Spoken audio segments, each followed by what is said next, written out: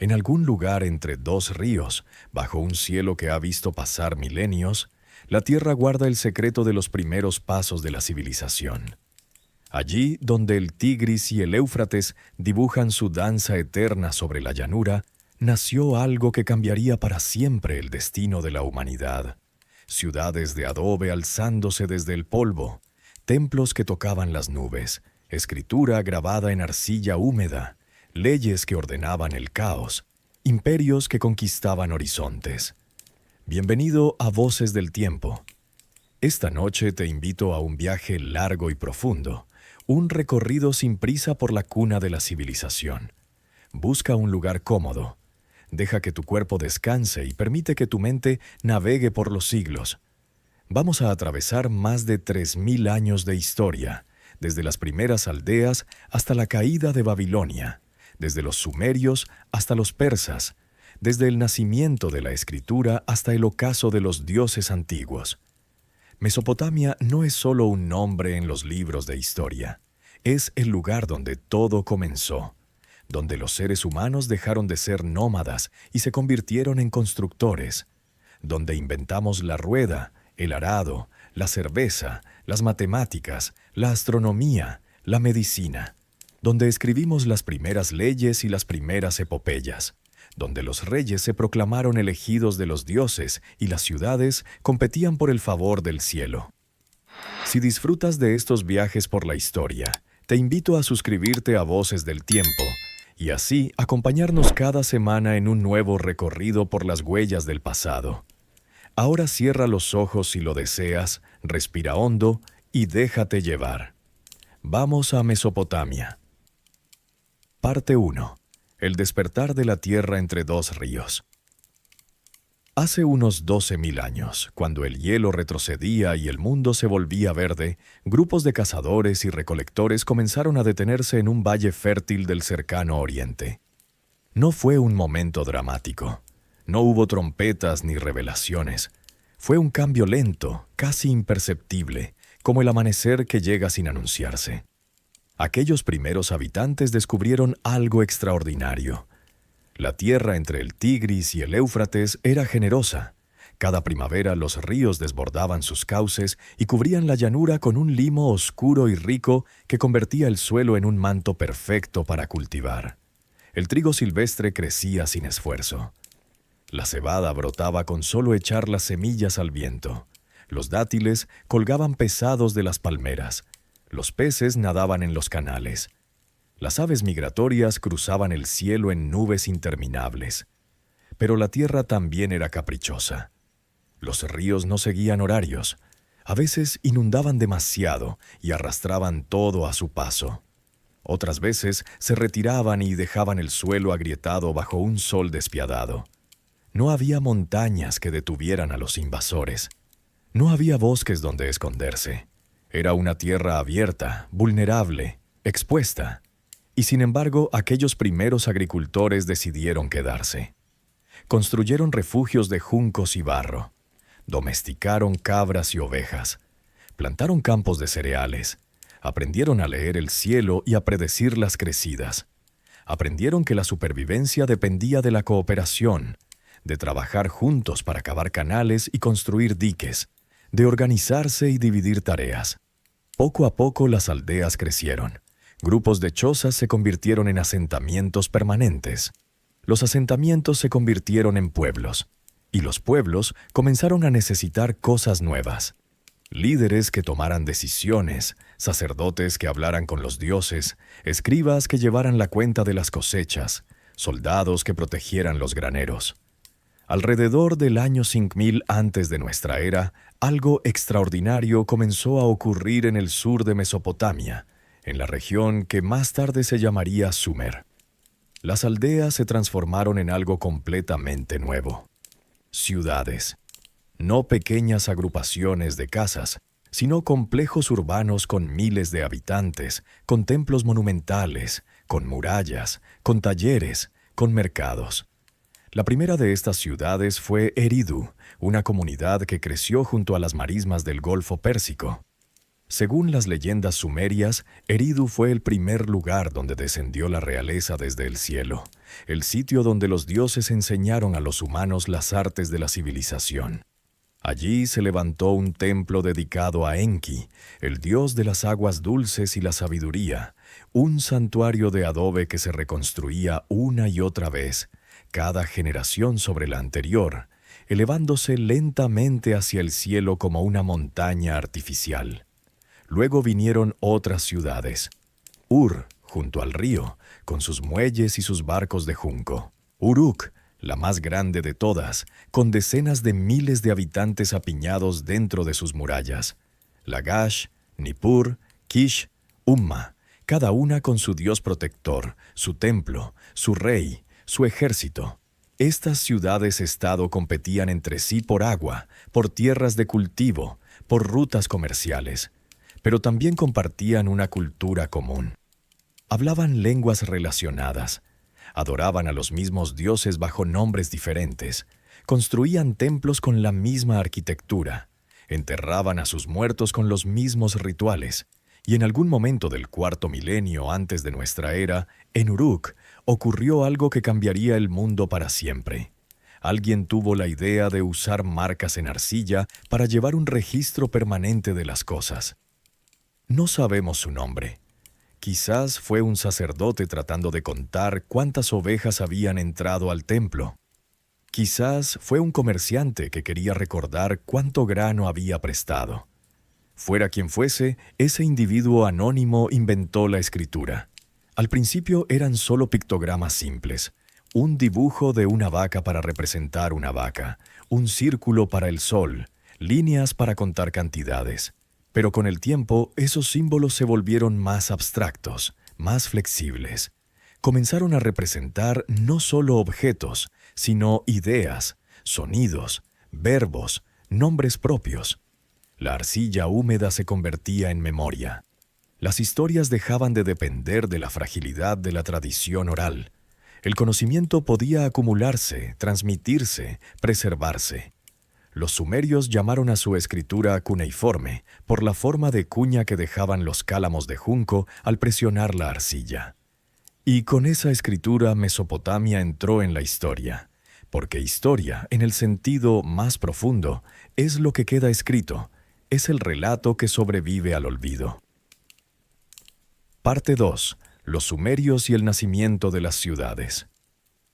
Imagina Uruk en su apogeo, alrededor del año 3000 antes de nuestra era. Es la ciudad más grande del mundo. 50.000 personas viven dentro de sus murallas de 10 kilómetros de perímetro. Desde lejos, la silueta del Sigurat de Anu se recorta contra el cielo como una montaña escalonada, sus ladrillos de adobe brillando bajo el sol del mediodía. Las calles son estrechas y laberínticas, sombreadas por casas de 2 pisos con patios interiores. El olor a pan recién horneado se mezcla con el de estiércol de burro y el humo de los hornos de cerámica. Mercaderes pregonan sus mercancías en lengua sumeria: telas de lino, jarras de cerveza, pescado seco, dátiles, aceite de sésamo. Niños descalzos corren entre las piernas de los adultos. Mujeres llevan cántaros de agua sobre la cabeza. Escribas caminan apresuradamente hacia el templo con sus tablillas bajo el brazo. El corazón de Uruk es el Eanna, el complejo del templo de Inanna, la diosa del amor y la guerra. Es una ciudad dentro de la ciudad, un laberinto de patios, almacenes, talleres y santuarios donde trabajan cientos de personas. Sacerdotes que realizan rituales diarios, escribas que registran cada entrada y salida, artesanos que fabrican estatuillas votivas, cerveceros que producen la bebida sagrada, tejedoras que crean mantos ceremoniales. El templo no es solo un lugar de culto. Es un banco, un tribunal, una universidad, un granero comunal. Los campesinos traen parte de su cosecha como tributo a la diosa. Los comerciantes depositan sus ganancias bajo la protección divina. Los jueces resuelven disputas ante los sacerdotes.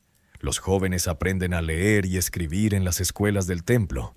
Y sobre todos ellos gobierna el En, el señor de la ciudad, un rey sacerdote que afirma ser el elegido de Inanna.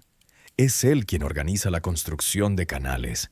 Es él quien lidera el ejército cuando hay guerra. Es él quien representa a la ciudad ante los dioses. Pero Uruk no está sola. A lo largo y ancho de Sumer, docenas de ciudades-estado repiten este patrón. Una ciudad rodeada de campos irrigados, un templo monumental, un palacio real, murallas defensivas. Cada ciudad es independiente, celosa de su autonomía, orgullosa de su dios patrono. Y sin embargo, todas forman parte de algo más grande. Los sumerios comparten una identidad cultural profunda. Sus mitos explican el origen del mundo. En el principio solo existía el Apsu, el océano de agua dulce primordial, y Tiamat, el mar salado del caos. De su unión nacieron los dioses, y de los dioses, la tierra y la humanidad. Los humanos fueron creados para servir a los dioses, para alimentarlos con sacrificios y adoración, para mantener el orden cósmico. Cada aspecto de la vida sumeria estaba impregnado de lo divino. El pan era un regalo de Ninsun. El vino provenía de Gestinana. La justicia emanaba de Utu, el dios Sol. La sabiduría pertenecía a Enki. Y sobre todos ellos reinaba Enlil, el señor del viento, el rey de los dioses, cuyo templo en Nippur era considerado el centro espiritual de todo Sumer. Los sumerios también fueron innovadores extraordinarios. Inventaron la rueda, no solo como herramienta de transporte, sino como torno de alfarero. Desarrollaron sistemas matemáticos basados en el número 60, una herencia que aún pervive en nuestros 60 minutos y 60 segundos. Crearon calendarios lunares para predecir las inundaciones y planificar las siembras. Estudiaron las estrellas y distinguieron planetas de estrellas fijas. Practicaron medicina basada en hierbas y encantamientos. Escribieron las primeras leyes conocidas, aunque fragmentarias. Pero quizás su mayor legado fue la literatura. Los sumerios no solo usaban la escritura para llevar cuentas. También componían himnos, proverbios, lamentos, poemas de amor, epopeyas heroicas. Cantaban a las hazañas de sus reyes. Lloraban la destrucción de sus ciudades. Celebraban el matrimonio sagrado entre el rey y la diosa. Reflexionaban sobre la mortalidad y el sentido de la existencia. Una de esas epopeyas, quizás la más antigua historia jamás escrita, cuenta las aventuras de Gilgamesh, el rey de Uruk. Gilgamesh es descrito como 2/3 dios y 1/3 humano, un héroe de fuerza sobrenatural, pero también de arrogancia desmedida. Oprime a su pueblo hasta que los dioses crean a Enkidu, un hombre salvaje, para enfrentarlo. Tras una lucha épica, Gilgamesh y Enkidu se hacen amigos inseparables y emprenden juntos grandes aventuras. Matan al monstruo Umbaba en el bosque de cedros, rechazan las insinuaciones de la diosa Ishtar, enfrentan al toro celestial. Pero cuando Enkidu muere como castigo divino, Gilgamesh queda devastado. Por primera vez, el poderoso rey comprende que él también es mortal. Aterrado por la muerte, parte en busca de la inmortalidad. Viaja hasta los confines del mundo, cruza las aguas de la muerte, encuentra a Utnapishtim, el único humano que sobrevivió al diluvio universal y recibió la vida eterna. Pero Utnapishtim le dice que no hay escape. La inmortalidad no es para los humanos. La única trascendencia posible está en las obras que dejamos, en las murallas que construimos, en las historias que se cuentan de nosotros. Gilgamesh regresa a Uruk transformado. Ya no es el tirano arrogante. Es un rey sabio que acepta su mortalidad y se dedica a hacer grande su ciudad. Las murallas de Uruk serán su monumento, su forma de vencer al olvido. Esta historia, escrita hace más de 4000 años, sigue resonando porque toca algo universal: el miedo a la muerte, la búsqueda de sentido, la aceptación de nuestra finitud, la pregunta de qué queda de nosotros cuando nos vamos. Parte 3. Guerras, conquistas y el primer imperio. Durante siglos, las ciudades-estado de Sumer coexistieron en un equilibrio inestable. Había comercio, matrimonios dinásticos, alianzas temporales, pero también había rivalidad, desconfianza, guerra. Cada ciudad quería más tierra, más agua, más tributo. Los conflictos eran frecuentes y brutales. Las listas reales sumerias, documentos que pretendían registrar todos los reyes desde el principio de los tiempos, hablan de dinastías que se suceden en diferentes ciudades. Primero la realeza estaba en Kish, luego en Uruk, después en Ur, más tarde en Lagash. Cada ciudad tenía su momento de gloria, su época de dominio sobre las vecinas. Pero en el siglo 24 antes de nuestra era, un hombre llamado Lugalzagesi, rey de Umma, logró algo sin precedentes. Conquistó casi todo Sumer y se proclamó rey de la tierra, el primer gobernante en reclamar autoridad sobre múltiples ciudades-estado. Durante 25 años, Lugalzagesi controló desde el Golfo Pérsico hasta el Mediterráneo, o al menos eso afirmaba en sus inscripciones. Sin embargo, su imperio fue efímero. Porque al norte de Sumer, en la región de Akkad, un pueblo semita observaba con atención. Hablaban una lengua diferente, el acadio, pero compartían parte de la cultura mesopotámica.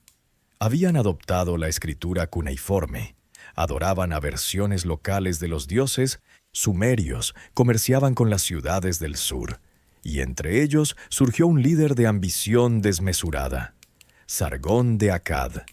La historia de Sargón está envuelta en leyenda.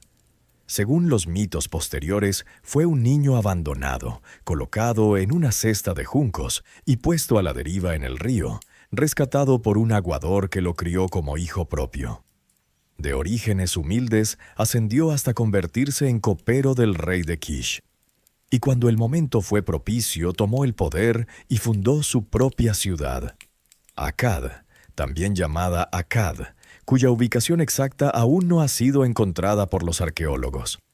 Sargón no se contentó con gobernar una ciudad, quería el mundo. Descendió sobre Sumer como una tormenta. Ciudad tras ciudad cayó ante sus ejércitos. Lugalzagesi fue derrotado, encadenado y llevado en humillación ante el templo de Enlil en Nippur. Uruk, Ur, Lagash, todas se sometieron. Sargón se proclamó rey de Sumer y Akkad, unificando por primera vez bajo un solo cetro las tierras entre los dos ríos. Pero su ambición no terminaba allí. Lanzó campañas militares en todas direcciones. Marchó hacia el oeste, hasta la costa del Mediterráneo, donde los cedros del Líbano tocaban el cielo, y las ciudades fenicias se enriquecían con el comercio marítimo. Marchó hacia el este, hacia Elam, la tierra de las montañas donde se extraía lapislázuli y plata. Marchó hacia el norte, hacia la alta Mesopotamia, hasta las fuentes del Tigris y el Éufrates. Durante más de medio siglo, Sargón y sus sucesores, especialmente su nieto Naram-Sin, gobernaron el primer imperio verdadero de la historia. No un grupo de ciudades aliadas, sino un estado unificado con administración centralizada, ejército profesional, red de caminos, sistema de correos, gobernadores provinciales nombrados por el rey. Naram-Sin fue incluso más lejos que su abuelo. Se proclamó Dios viviente, algo sin precedentes. Mandó construir estelas donde aparecía con la corona con cuernos de la divinidad, pisoteando a sus enemigos caídos mientras los dioses le otorgaban su bendición desde los cielos.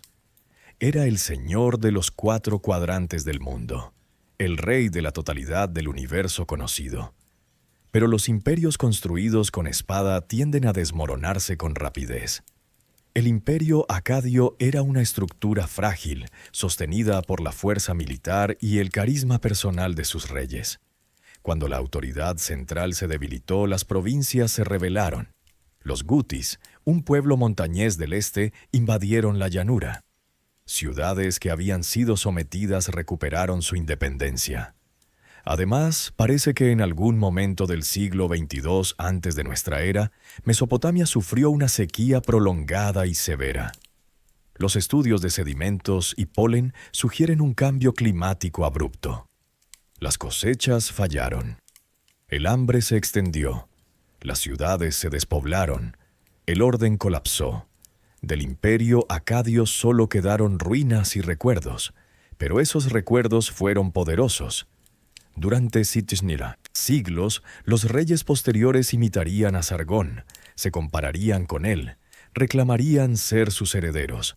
El imperio acadio estableció un modelo que se repetiría una y otra vez en Mesopotamia. Un conquistador carismático unifica la región mediante la guerra, gobierna desde una capital magnífica.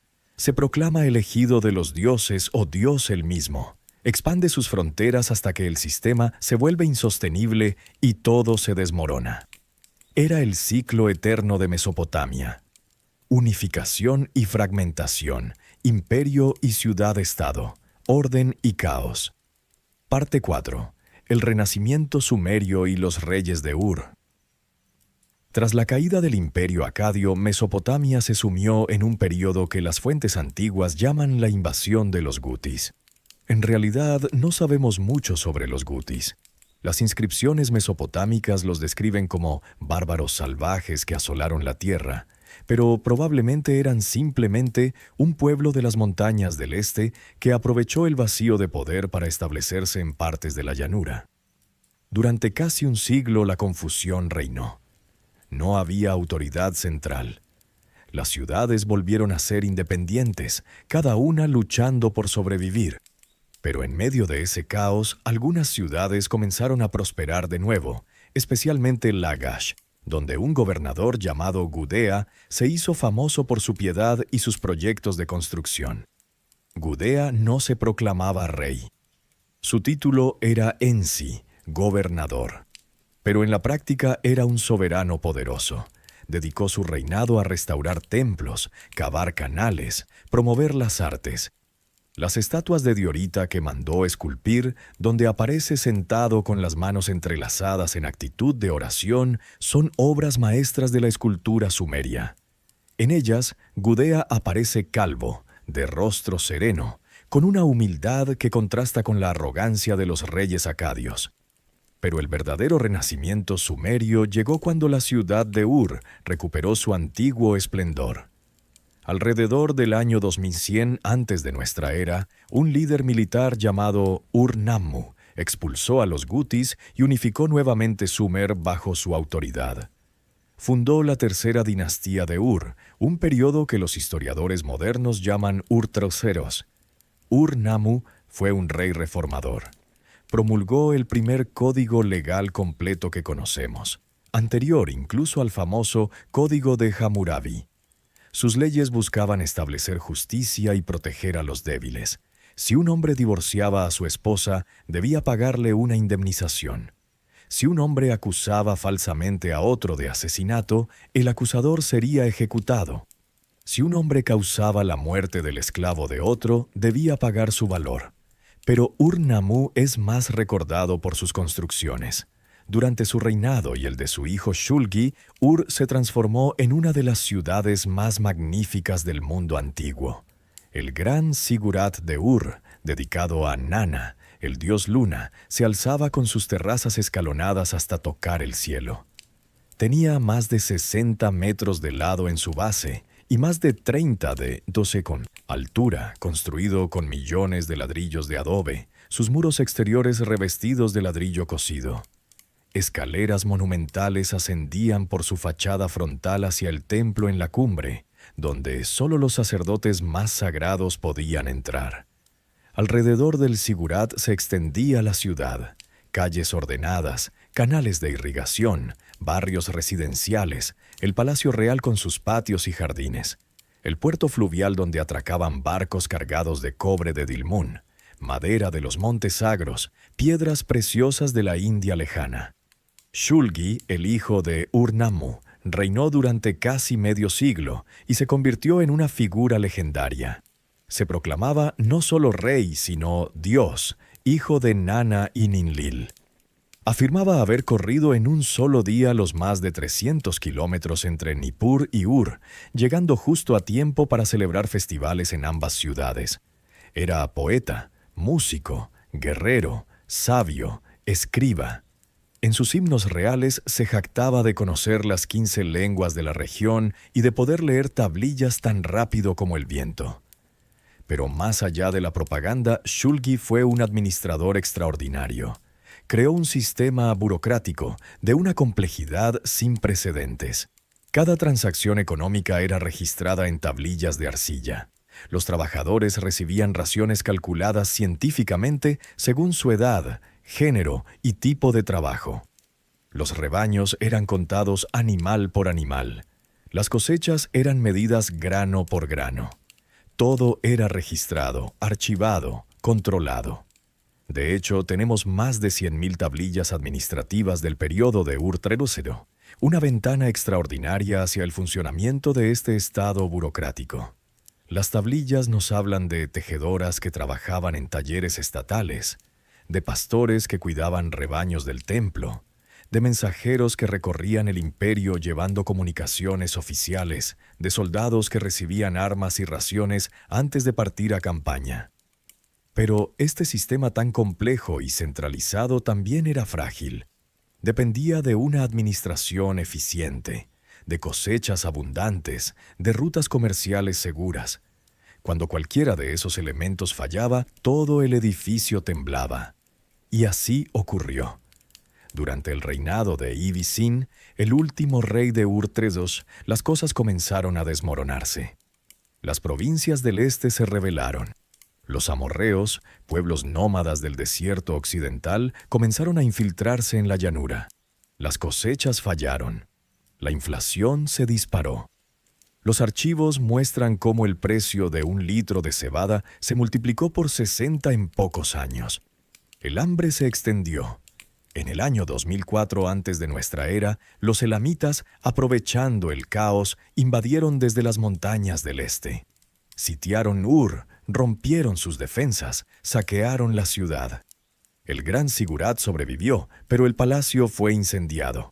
Ibbi-Sin fue capturado y llevado en cadenas a Elam, donde murió en el exilio. Una poetisa anónima compuso entonces uno de los lamentos más conmovedores de la literatura mesopotámica, el Lamento por Ur. En él, la diosa Ningal llora la destrucción de su ciudad. Ve cómo los cadáveres llenan las calles, cómo los templos son profanados, cómo las mujeres son violadas y los niños asesinados, cómo el humo oscurece el cielo. Mi ciudad en ruinas, mi casa destruida, gime la diosa. ¿Qué hice para merecer esto? ¿Por qué Enlil abandonó a Ur? El renacimiento sumerio había terminado, y con él, lentamente, se extinguiría también la lengua sumeria como idioma hablado. El acadio, la lengua semita, se convertiría en la lengua franca de Mesopotamia. Pero la cultura sumeria, sus dioses, sus mitos, su escritura, sus leyes, su arquitectura, todo eso sobreviviría, transformado y asimilado por los pueblos que vendrían después. Parte 5. La era de los reinos, amorreos, asirios y babilonios. Tras la caída de Ur, Mesopotamia entró en un periodo de fragmentación. El poder se dispersó entre docenas de ciudades-estado y reinos menores, muchos de ellos gobernados por dinastías amorreas. Los amorreos eran originalmente nómadas del desierto occidental, pero con el tiempo se habían asentado, adoptado la cultura mesopotámica, fundado sus propias dinastías. Durante 2 siglos, ninguna ciudad logró imponer su dominio absoluto. Había alianzas cambiantes, guerras continuas, matrimonios políticos, traiciones. Isin dominó por un tiempo. Luego Larsa se volvió poderosa. Eshnuna controlaba las rutas comerciales del norte. Mari, en el Alto Éufrates, prosperaba como enlace entre Mesopotamia y el Mediterráneo. Pero al mismo tiempo, en el norte distante, un pueblo que había vivido relativamente oscuro comenzaba su ascenso: los asirios. Asiria tomaba su nombre de la ciudad de Ashur, situada en una colina sobre el Tigris, en la frontera entre la estepa y la llanura fértil. Era una posición estratégica para el comercio. Las caravanas que traían estaño de las montañas del este y plata de Anatolia pasaban por Ashur. Poco a poco, Los comerciantes asirios establecieron colonias en tierras lejanas, especialmente en Anatolia, donde intercambiaban textiles mesopotámicos por metales preciosos.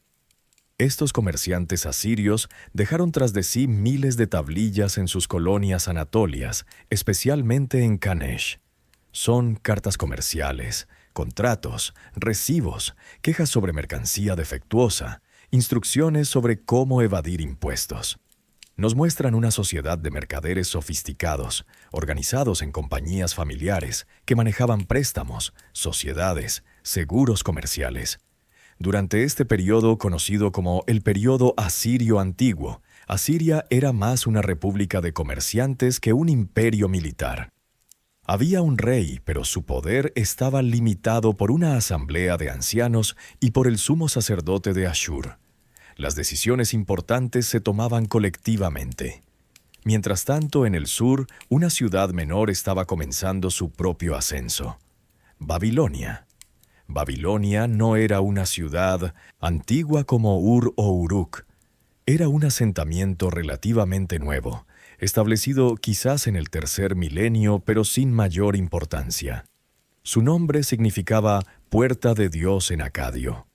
Estaba bien situada en el Éufrates, en un punto donde las rutas del norte y del sur se encontraban, pero durante siglos permaneció en la sombra de ciudades más grandes.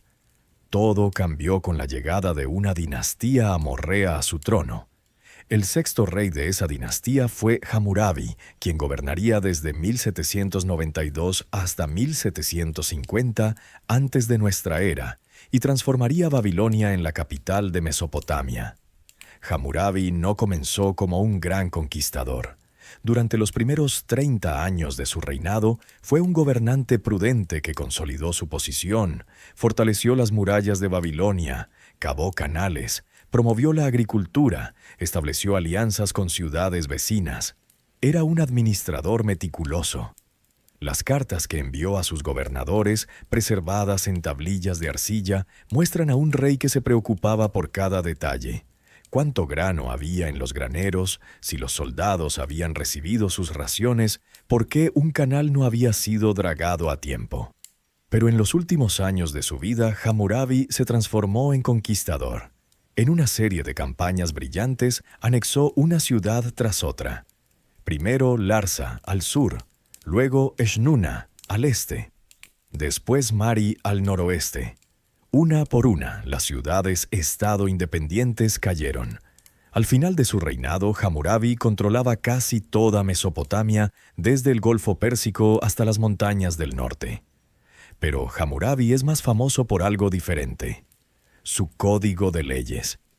El código de Hammurabi, grabado en una estela de diorita negra de más de 2 metros de altura, contenía 282 leyes que regulaban casi todos los aspectos de la vida mesopotámica.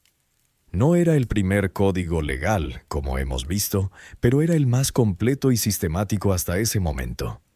Las leyes cubren una variedad enorme de situaciones: propiedad, comercio, familia, herencia, esclavitud, daños personales, construcción, agricultura, precios.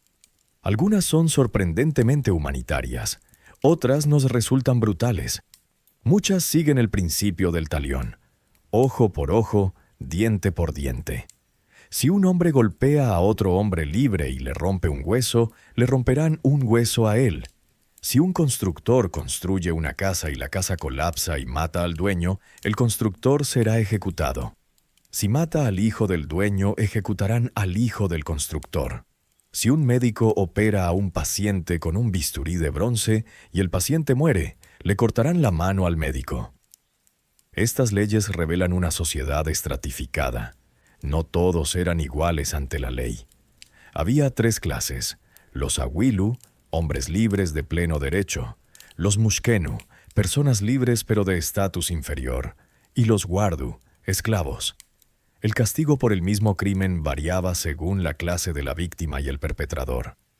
Pero lo revolucionario del código no eran tanto las leyes específicas como la idea detrás de ellas: que la justicia debía ser pública, codificada, conocida por todos. La estela fue colocada en el templo de Marduk en Babilonia para que cualquiera pudiera leerla. En su prólogo, Hammurabi proclamaba que las leyes existían para que el fuerte no oprima al débil, para que se haga justicia al huérfano y a la viuda. Claro, la realidad era que la mayoría de la población era analfabeta y que los poderosos siempre encontraban formas de burlar las leyes. Pero el ideal estaba establecido. El rey no era solo un guerrero o un sacerdote, sino el garante de la justicia. Hammurabi también elevó al dios Marduk, hasta entonces una deidad menor, al estatus de rey de los dioses. Según el mito del Enuma Elish, que probablemente fue compuesto en este periodo, Marduk había derrotado a Tiamat, la diosa del caos primordial, y de su cuerpo desmembrado había creado el universo. Los demás dioses, agradecidos, le otorgaron la supremacía eterna y construyeron Babilonia como su morada terrenal. Era una forma de propaganda religiosa. Así como Marduk gobernaba a los dioses, Babilonia gobernaría a las ciudades, y el rey de Babilonia sería el representante de Marduk en la tierra. Tras la muerte de Hammurabi, su imperio comenzó a contraerse. Sus sucesores eran reyes competentes, pero no tenían su genio militar o administrativo. Las provincias se rebelaron. Los casitas, un pueblo de las montañas del este, comenzaron a infiltrarse en la región. Los hititas, desde Anatolia, lanzaron una incursión relámpago que saqueó Babilonia en 1595 antes de nuestra era y puso fin a la dinastía amorrea. Pero aunque la dinastía cayó, Babilonia como idea, como centro cultural y religioso de Mesopotamia, sobrevivió y se fortaleció. A partir de ese momento, controlar Babilonia era controlar el corazón simbólico de la región. Todos los conquistadores que vendrían después buscarían legitimarse tomando Babilonia, postrándose ante Marduk, celebrando el festival de Año Nuevo en la ciudad sagrada. Mesopotamia entraba en una nueva era, donde el poder militar y el prestigio cultural no siempre residirían en el mismo lugar. Parte 6. Imperios de bronce y edad oscura. Tras el saqueo hitita de Babilonia, Mesopotamia experimentó cambios profundos. Los casitas, ese pueblo montañés que había estado filtrándose lentamente en la región, terminaron por establecerse como la nueva dinastía de Babilonia. Controlarían la ciudad durante más de 4 siglos, el periodo más largo de estabilidad dinástica en la historia babilónica. Los reyes casitas adoptaron completamente la cultura mesopotámica. Hablaban acadio, adoraban a Marduk, escribían en cuneiforme, restauraban templos antiguos, patrocinaban escribas y poetas. Bajo su gobierno, Babilonia se consolidó como el centro intelectual y religioso de Mesopotamia, aunque no siempre fue la potencia militar dominante. Porque al norte, Asiria, estaba transformándose. Durante el período asirio medio, aproximadamente entre 1400 y 1000 antes de nuestra era, Asiria se convirtió en una máquina militar formidable. Los reyes asirios, especialmente Ashur-uballit-ino, Adad-nirari-ino y Tukulti-ninurta-i, expandieron agresivamente su territorio. Conquistaron Mitanni, un reino hurrita que había dominado la Alta Mesopotamia. Sometieron las ciudades arameas del Alto Éufrates, saquearon Babilonia en múltiples ocasiones. Tukulti-ninurta-i llegó incluso a capturar al rey casita de Babilonia y llevárselo como prisionero a Asiria, un sacrilegio que horrorizó al mundo mesopotámico. Por primera vez, un rey asirio se proclamaba también rey de Babilonia. Mandó construir una nueva capital al otro lado del Tigris de Ashur. La llamó Kar-Tukulti-Ninurta. La llenó de tesoros saqueados de Babilonia, incluida la estatua del dios Marduk. Pero su ibris tuvo consecuencias. Sus propios nobles, indignados por el sacrilegio contra Babilonia, conspiraron contra él. Tukulti-Ninurta fue asesinado, su capital abandonada, la estatua de Marduk devuelta a Babilonia. Este episodio ilustra una tensión fundamental que perseguiría a Asiria durante siglos, Era militarmente superior a Babilonia, pero Babilonia tenía un prestigio cultural y religioso que Asiria nunca lograría igualar. Los reyes asirios deseaban desesperadamente ese prestigio. Querían ser reconocidos no solo como conquistadores, sino como herederos legítimos de la antigua tradición sumero-babilónica. Pero cada vez que saqueaban Babilonia, reforzaban su imagen de bárbaros militaristas. Mientras tanto, el mundo del Bronce Tardío estaba experimentando cambios revolucionarios. Mesopotamia ya no era el único centro de civilización. Egipto, con sus faraones del Nuevo Reino, controlaba un vasto imperio desde Nubia hasta Siria. Los hititas dominaban Anatolia y el Levante Norte. Mitanni había controlado la Alta Mesopotamia antes de ser aplastado por Asiria. Micenas y las ciudades griegas comerciaban por el Mediterráneo. Estos grandes reinos se comunicaban entre sí mediante un sistema diplomático sofisticado. Las cartas de Amarna encontradas en Egipto nos muestran a reyes llamándose mutuamente hermano, intercambiando regalos suntuosos, concertando matrimonios dinásticos, quejándose cuando los regalos no eran suficientemente generosos, pidiendo oro, siempre oro, negociando tratados comerciales. Era un mundo cosmopolita, interconectado, próspero. El bronce fluía desde Chipre. El estaño venía de las lejanas montañas de Afganistán. El lapislázuli atravesaba miles de kilómetros desde Badakhshan.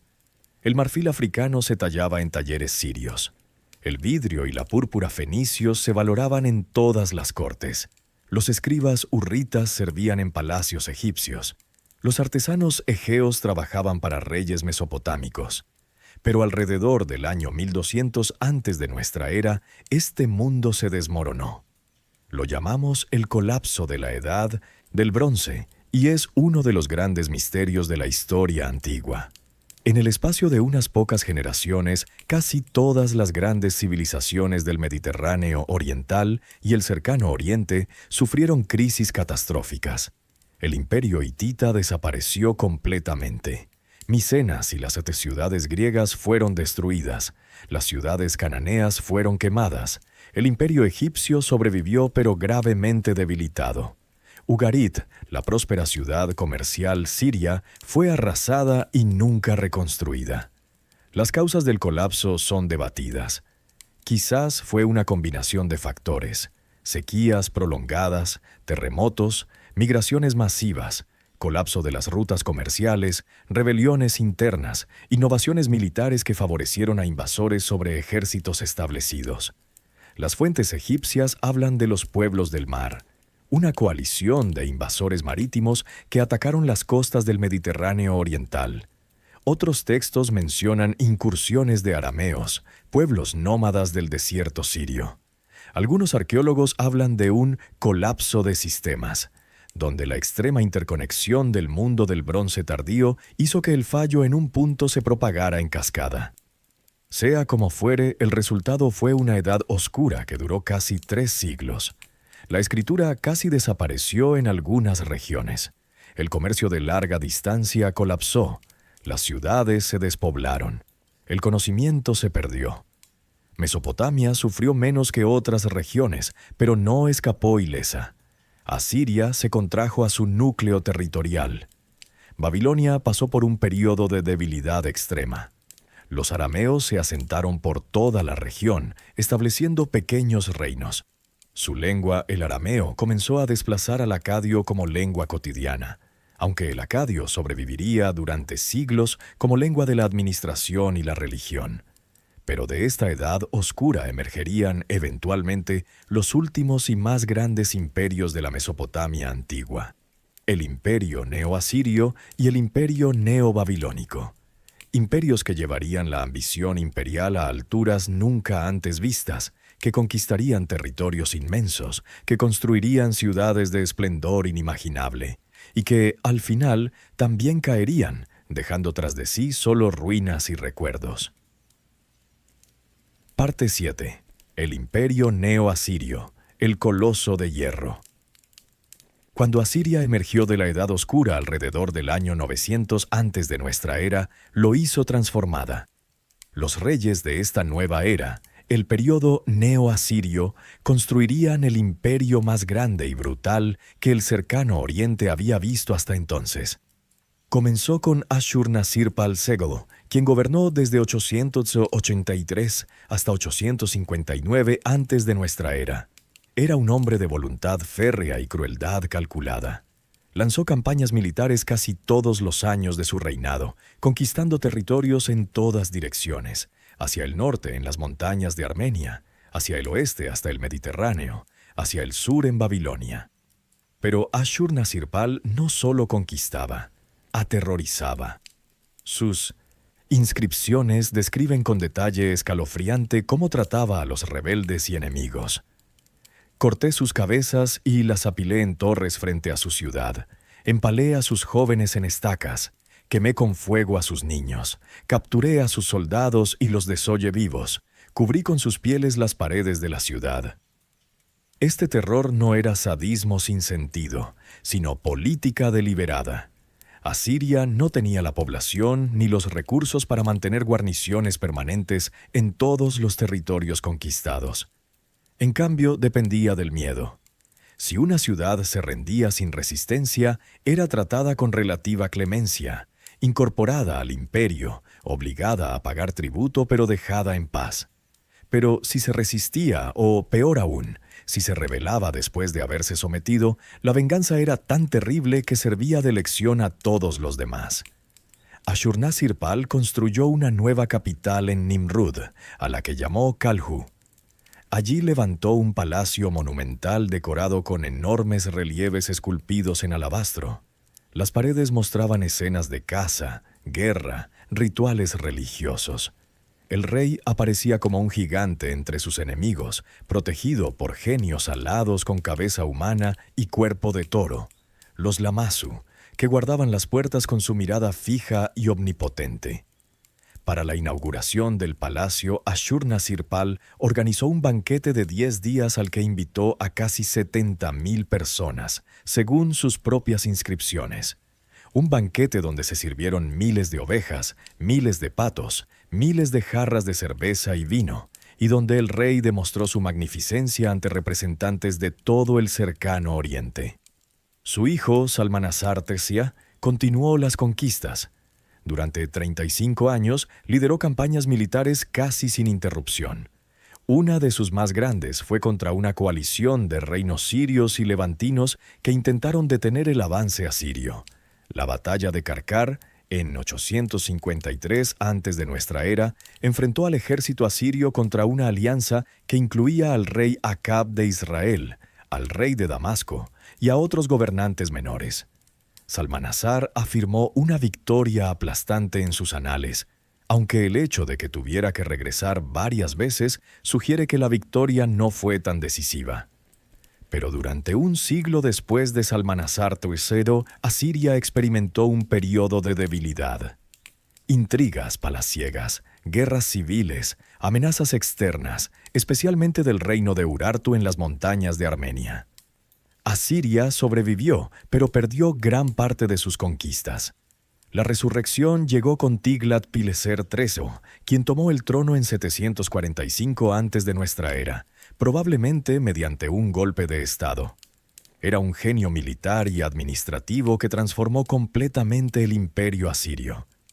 Primero, reformó el ejército.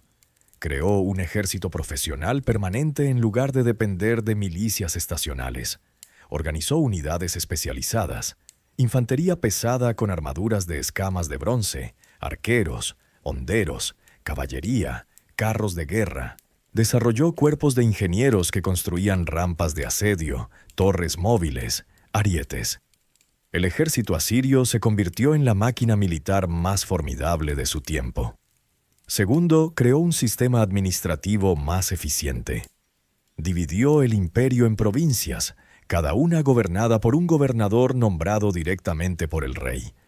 Estableció una red de caminos y un sistema de correos con estaciones de relevo que permitía que las órdenes del rey llegaran rápidamente a las fronteras más lejanas.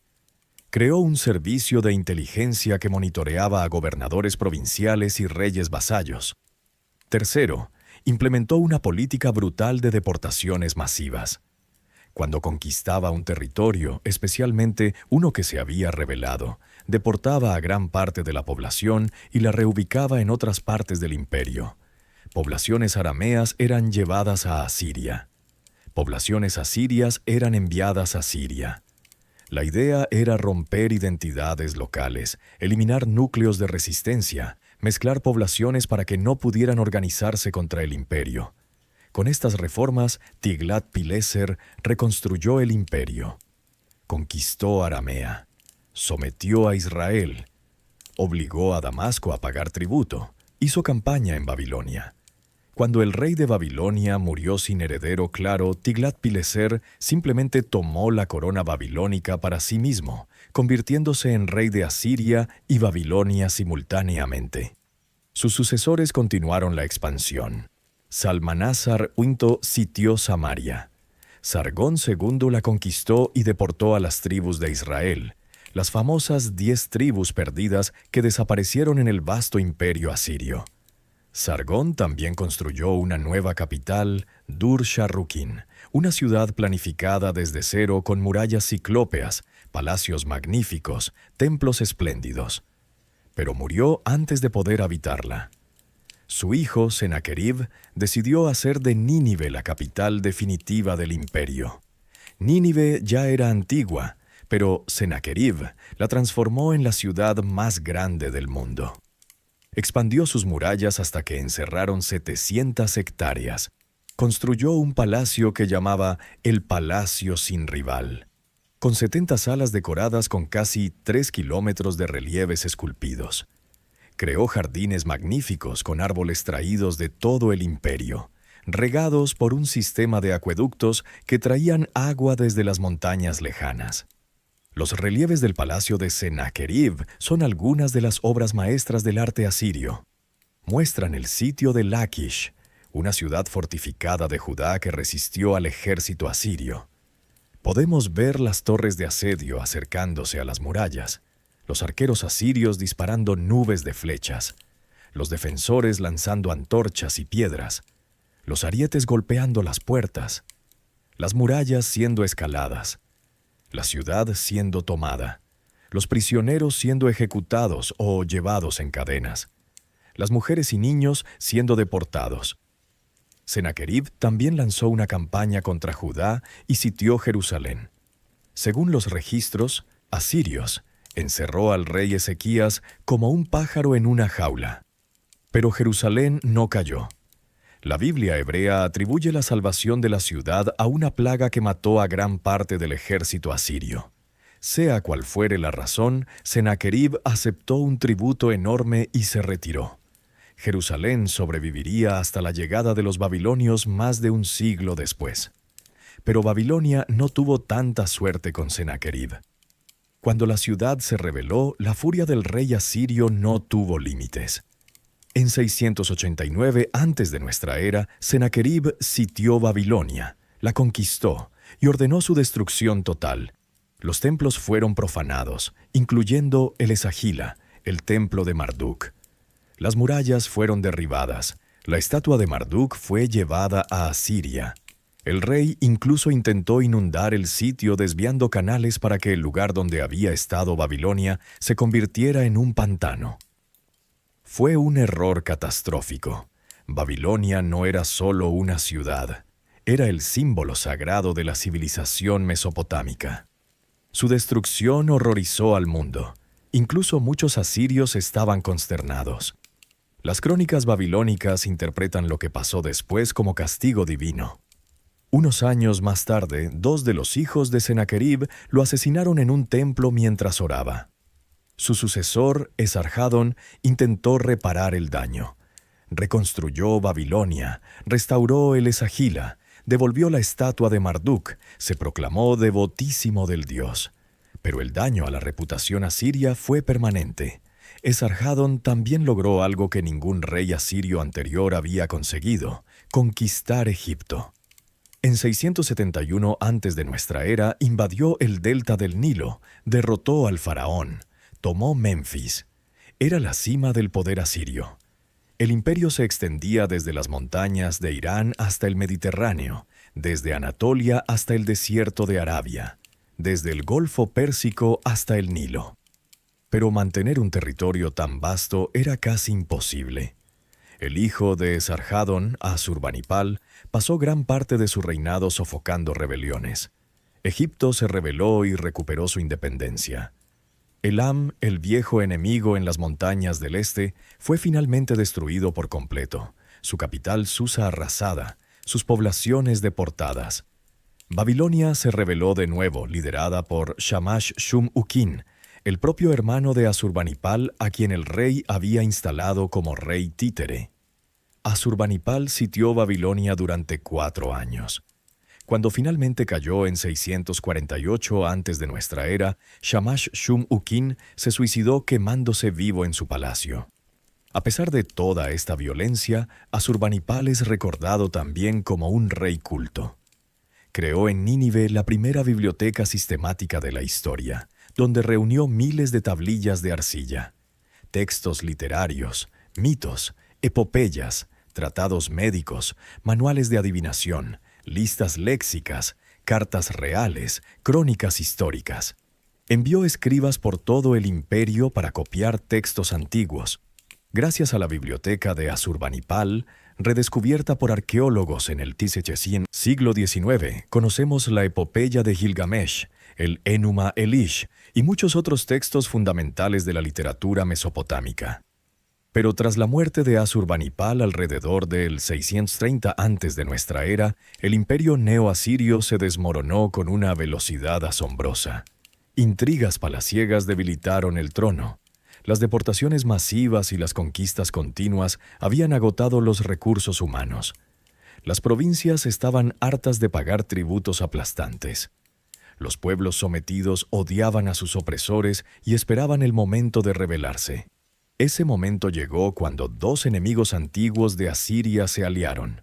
Babilonia, bajo una nueva dinastía caldea, y Media, un reino iraní emergente en las montañas del este. Juntos lanzaron una guerra de exterminio contra Asiria. Una por una, las grandes ciudades asirias cayeron. Ashur fue tomada en 614 antes de nuestra era. Nínive cayó en 612, tras un sitio brutal. La ciudad que había sido el centro del mundo, el corazón del imperio más poderoso jamás visto, fue saqueada, incendiada, destruida tan completamente que nunca volvería a ser habitada. Los últimos restos del ejército asirio se refugiaron en Harran, al oeste, esperando ayuda egipcia que nunca fue suficiente. En 609 antes de nuestra era, Harran también cayó. El imperio asirio, que había durado casi 3 siglos en su fase neoasiria y más de 1000 años en total, simplemente dejó de existir. Las ciudades asirias yacían en ruinas, sus palacios quemados, sus templos profanados, sus poblaciones dispersadas. Siglos después, cuando Jenofonte y los 10.000 pasaron junto a los restos de Nínive en su retirada desde Persia, ya nadie recordaba qué ciudad había sido. Era solo un montículo de tierra cubierto de hierba donde pastaban ovejas. Parte 8. El sueño dorado de Babilonia. De las cenizas de Asiria, Babilonia resurgió como el poder dominante de Mesopotamia. La dinastía caldea, establecida por Nabopolassar, el mismo rey que había aliado con los medos para destruir Nínive, gobernaría Babilonia durante su último período de esplendor. Pero el verdadero artífice del renacimiento babilónico fue Nabucodonosor II, el hijo de Nabopolassar, quien gobernaría durante 43 años desde 605 hasta 562 antes de nuestra era. Nabucodonosor era un conquistador formidable. En 605 derrotó a los egipcios en la batalla de Carquemis, una victoria decisiva que expulsó a Egipto del Levante y estableció a Babilonia como la superpotencia indiscutible de la región. Luego sometió los reinos de Siria, Fenicia y Palestina. Cuando Judá se rebeló, Nabucodonosor sitió Jerusalén no una sino 2 veces. La primera vez, en 597, tomó la ciudad, deportó al rey Jeconías y a miles de nobles y artesanos a Babilonia. instaló como rey títere a Sedecías. Cuando Sedecías se rebeló 10 años después, Nabucodonosor no fue tan misericordioso. Sitió Jerusalén durante 18 meses. El hambre en la ciudad asediada fue terrible. Cuando las murallas finalmente fueron penetradas en 587 antes de nuestra era, los soldados babilonios entraron en la ciudad. Sedecías intentó huir, pero fue capturado. Nabucodonosor ordenó que sus hijos fueran ejecutados frente a él. Luego le sacaron los ojos y lo llevaron en cadenas a Babilonia. El templo de Salomón, el orgullo de Jerusalén, fue saqueado y quemado. Las murallas fueron derribadas. Gran parte de la población, especialmente la élite, fue deportada a Babilonia. Este exilio babilónico tendría consecuencias profundas para el judaísmo. En Babilonia, lejos del templo destruido, los judíos exiliados comenzaron a desarrollar nuevas formas de práctica religiosa. Sinagogas, el estudio de textos sagrados, la compilación de las escrituras. En cierto sentido, el judaísmo tal como lo conocemos nació en el exilio babilónico. Pero Nabucodonosor no es recordado solo como conquistador. Fue también, quizás sobre todo, un constructor obsesivo. Dedicó recursos inmensos a hacer de Babilonia la ciudad más magnífica del mundo. Babilonia en tiempos de Nabucodonosor era vasta. Sus murallas exteriores encerraban más de 900 hectáreas, lo suficiente para acoger a decenas de miles de habitantes. Las murallas eran dobles, de un espesor total de más de 20 metros en algunos puntos, tan anchas que se decía que un carro de 4 caballos podía dar la vuelta sobre ellas. Estaban reforzadas con torres defensivas cada 50 metros. 8 puertas monumentales permitían entrar a la ciudad, cada una dedicada a un dios.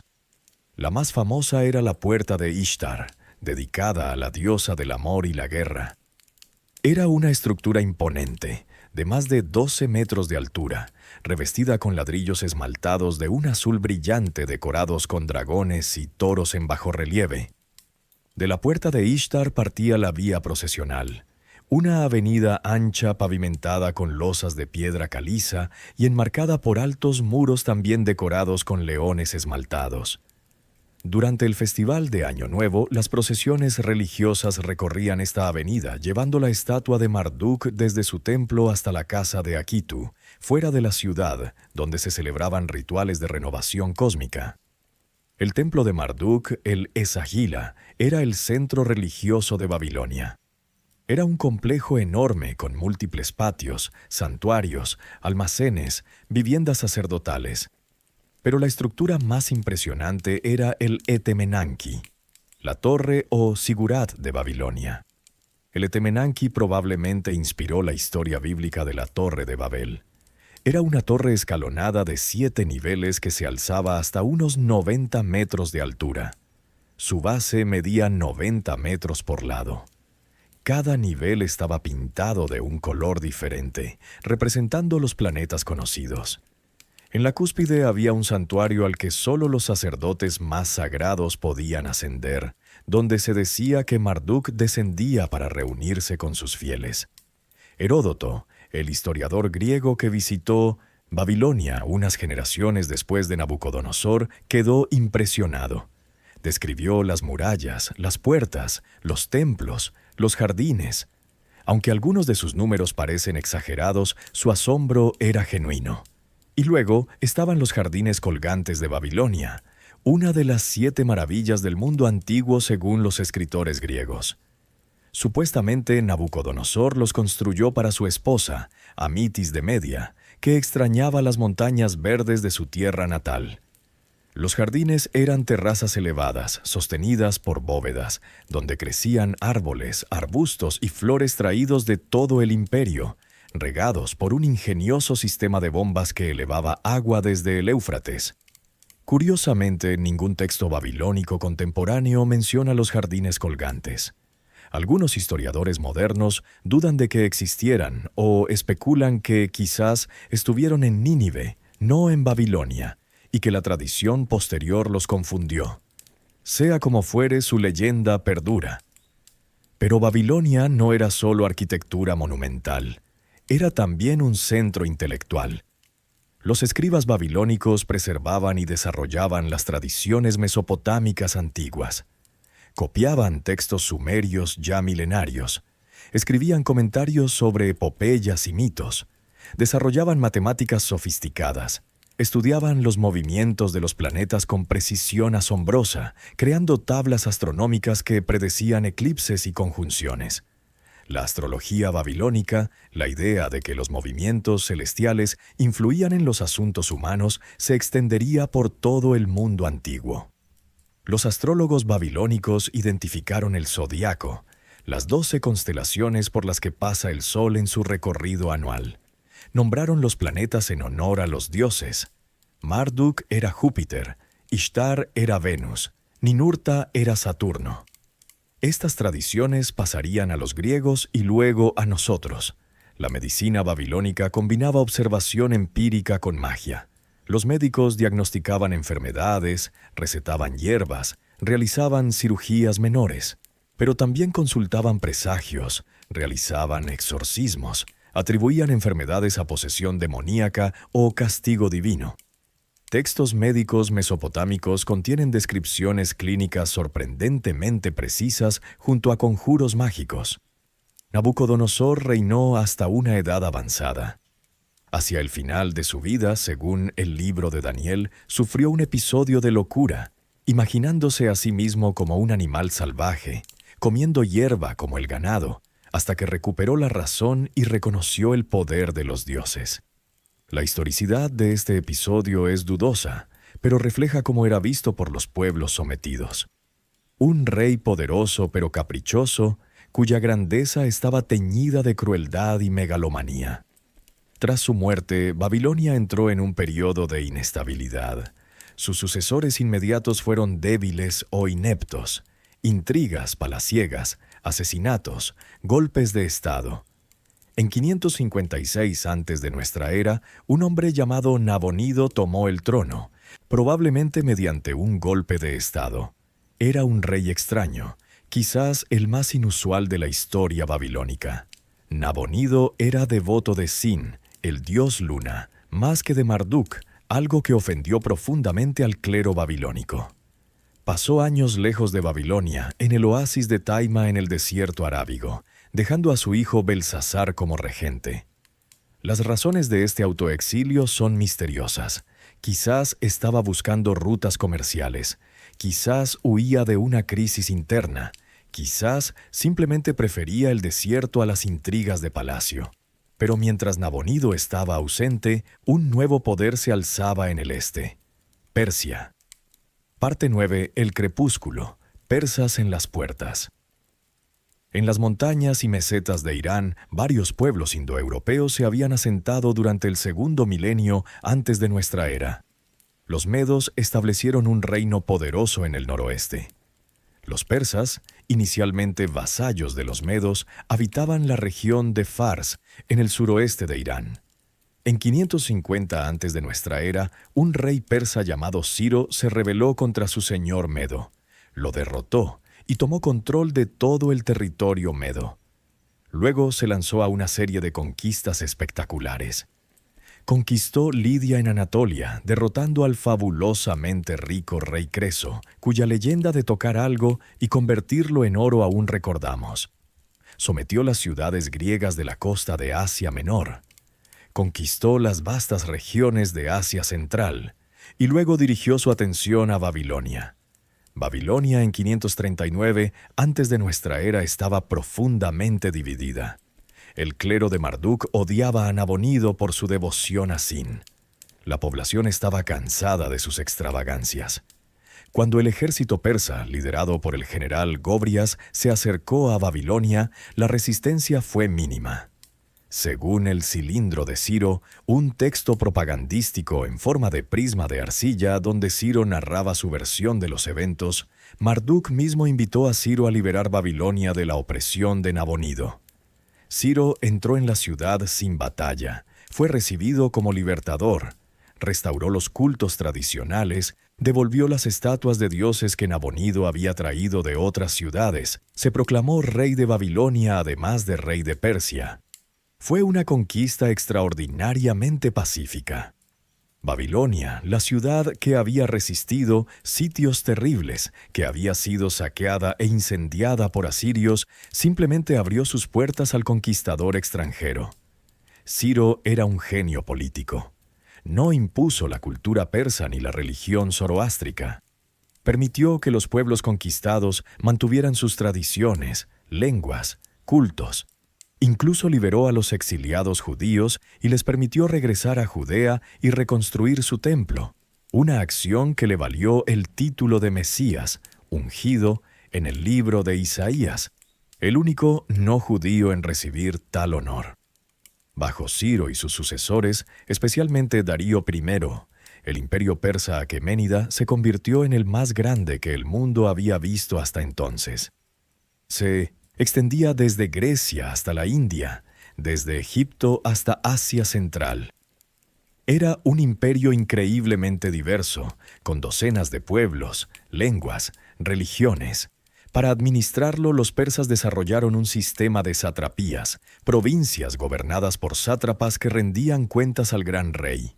Construyeron el Camino Real, una red de carreteras que conectaba Susa, la capital administrativa, con Sardis en Anatolia. Establecieron un sistema de correos con estaciones de relevo donde jinetes frescos estaban siempre listos. Según Heródoto, ni nieve, ni lluvia, ni calor, ni oscuridad de la noche detienen a estos mensajeros del rápido cumplimiento de sus rondas asignadas.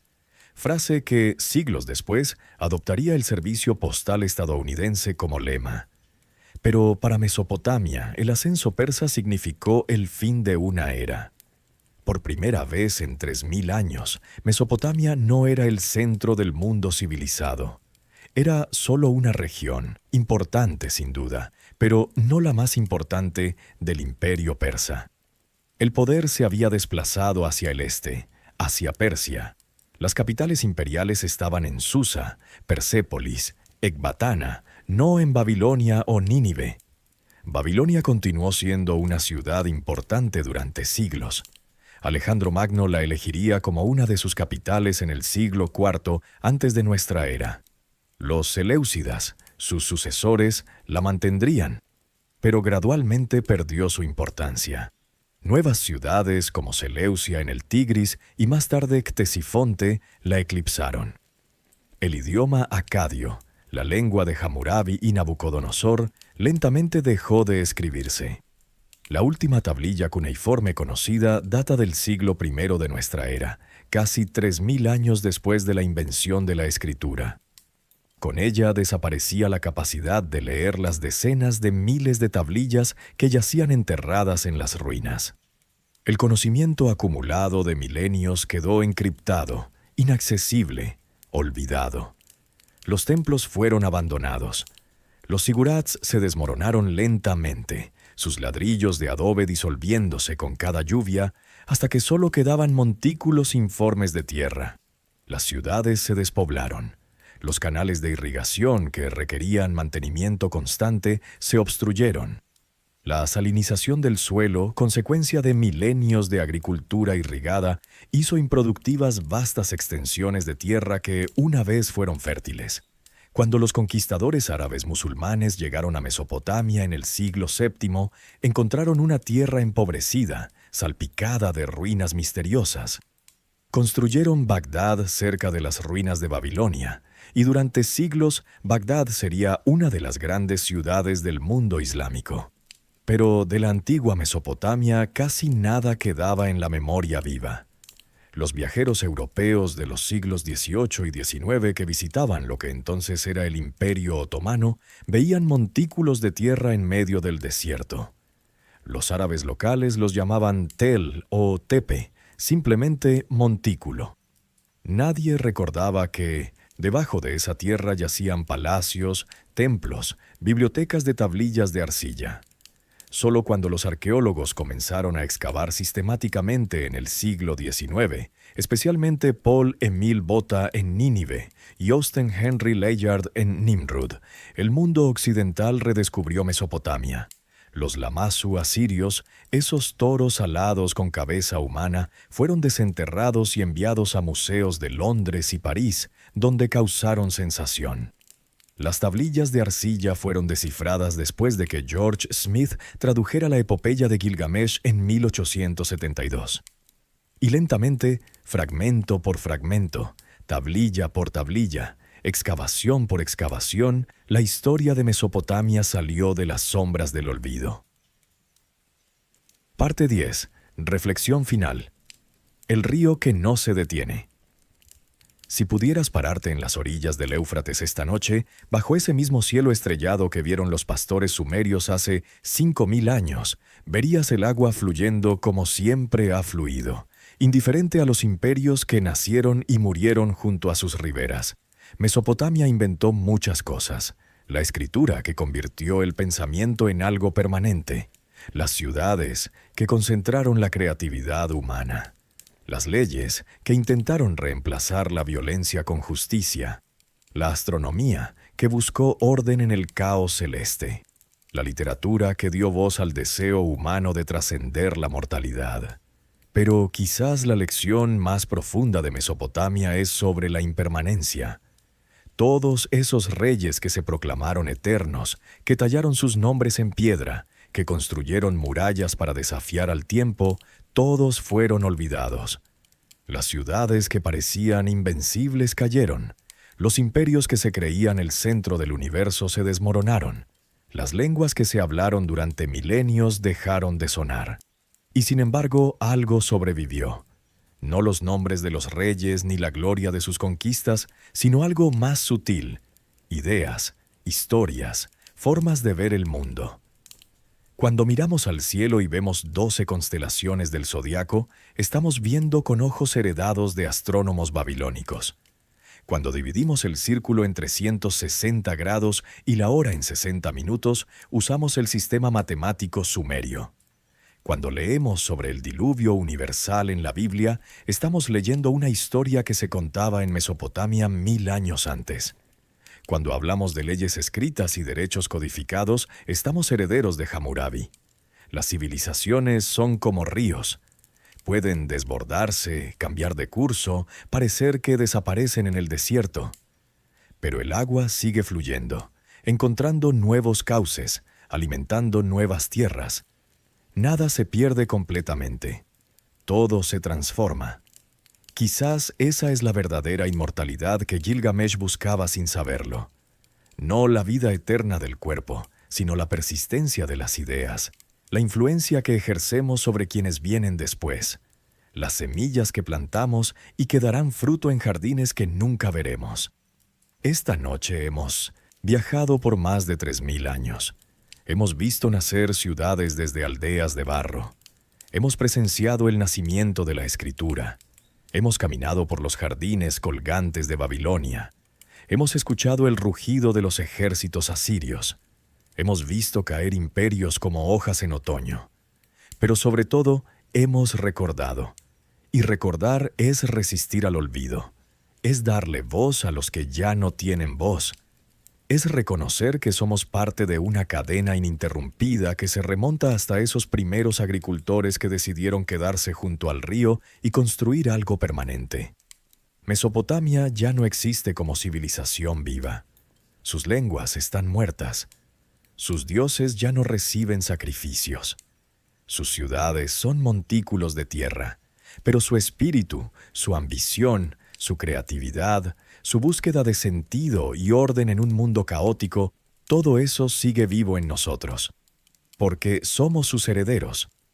Cada vez que escribimos, cada vez que construimos, cada vez que buscamos justicia, cada vez que miramos las estrellas y nos preguntamos nuestro lugar en el cosmos, estamos continuando lo que ellos comenzaron hace 5000 años entre 2 ríos. El agua del Éufrates sigue fluyendo hacia el mar. Las estrellas siguen trazando sus caminos ancestrales por el cielo. Y las historias continúan siendo contadas, transformándose, adaptándose, pero nunca muriendo completamente. Gracias por acompañarme en este largo viaje por las voces del tiempo. Espero que estas historias te hayan acompañado en tu descanso, que hayan poblado tus sueños con imágenes de ciudades antiguas y reyes olvidados, de escribas concentrados sobre arcilla húmeda y sacerdotes escalando sigurats hacia el cielo. Si este viaje te ha interesado, te invito a suscribirte al canal. Cada semana exploramos una nueva región, una nueva época, un nuevo capítulo de esta historia humana que nunca termina de contarse. Hasta el próximo viaje. Que descanses bien, que los dioses antiguos te protejan en tus sueños. Que encuentres, como Gilgamesh al final de su búsqueda, la paz que viene de aceptar lo que somos. Mortales, pero capaces de crear cosas que nos sobrevivan. Buenas noches. El río sigue fluyendo. Las estrellas siguen brillando. Y la historia continúa.